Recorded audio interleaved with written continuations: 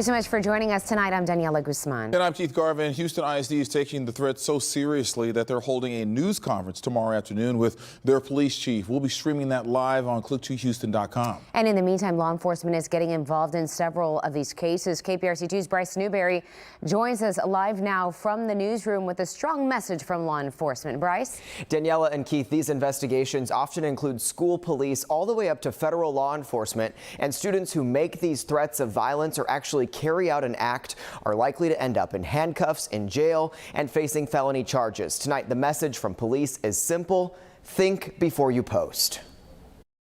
Across the Houston metro Wednesday, school threats and acts of violence disrupted classes for thousands of students at 5 different schools. Video from inside Alief ISD's Elsik High School shows a student waving around a kitchen knife. In Bel Air, police investigated a bomb threat. A fight between students led to one student stabbed at HISD's Sterling High School. And in Pearland, a social media shooting hoax. As soon as a threat is received, it is sent to us, it's instantly being investigated. The TikTok threat of a shooting at this junior high school unsubstantiated after Pearland police found it didn't come from a student or community member's account, but instead may have been connected to a nationwide social media hoax. But once those comments are made, you can't take them back. Once the fear is set in place, you can't take that back. The FBI posted this notice to students this week, warning them to think before they post amid all the spoofs. Police are prioritizing school threats, which pulls detectives from investigations in cases involving real victims.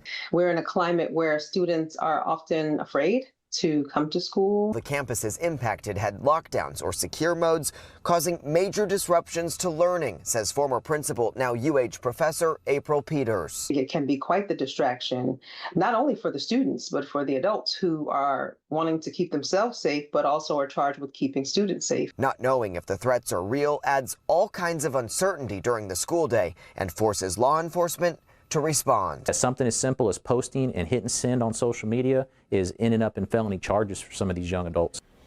And tonight we know of at least 2 arrests connected to today's threats and violence as investigations continue. A recent study of school shooting threats found about 64% of people who make these threats end up arrested. But tonight law enforcement tells me it's sometimes a challenge to track down the source, especially when social media is involved.